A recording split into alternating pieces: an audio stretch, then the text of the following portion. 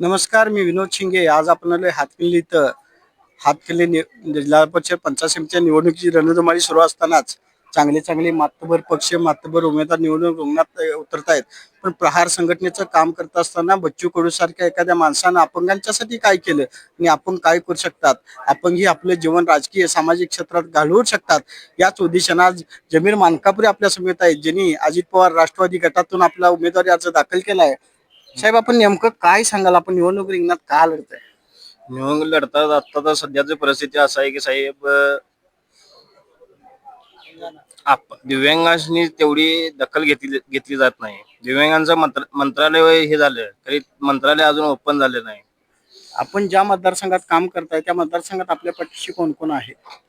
आपले सुनील पाटील आहेत, विजयनगरी आहेत, ते सागर वडगावे आहेत, आपले जिल्हाध्यक्ष आहेत. आपल्या आपल्या काय समस्या वाटतात आपल्या मतदारसंघातल्या? आपल्या मतदारसंघातले विकास कामासाठी दिव्यांगांचा जे हाल आहे ना, त्या समाजसेवा वगैरे आणि दिव्यांगांची जे काय सोय सुविधा अडचणी जे आहेत ते पुरवण्याचं काम आपण 100% निश्चित करू शकतो. एका बाजूला मातबर पक्षांची ताकद, मातबर पक्षाचे उमेदवार, त्या ठिकाणी आपण अशी निवडणूक लढवताय, त्यात आपली अशी अवस्था, याबद्दल नेमकं आपलं काय मतदारांना सांगाल? नेमकं तर सध्या तर काय सांगू आव्हान काय कराल आपण मतदारांना? मतदारांना आवाहन करेल, एखादी दिव्यांग असूनही एवढं करू शकतं तर आपण दिव्यांगांना एकदा संधी देऊन बघा, विकास काम नक्की करेन.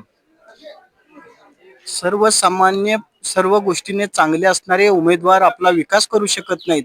परिणामी माझ्यासारखा एक दिव्यांग माणूस माझ्या संगतीला असणाऱ्या सर्व मतदारांना घेऊन मतदारसंघाचा विकास करण्यासाठी मी प्रयत्नशील आहे. अपंगांच्या होणारे अन्याय, अपंगांची न घेतली जाणारी दखल, यासाठी मी सतत प्रयत्नशील राहील. परिणामी माझी शरीरसृष्टी जरी कमकुवत नसली तरी माझं भक्कम विचार आणि माझे आचार सक्षम आहेत. मतदार मला नक्की सहकार्य करतील असे आशयाचं मत आता त्यांनी व्यक्त केलं. त्याबद्दल त्यांचा आभार मानतो. विनोद शिंगेसह कॅमेरामन अतुल कसबेकर, भेंडवडे.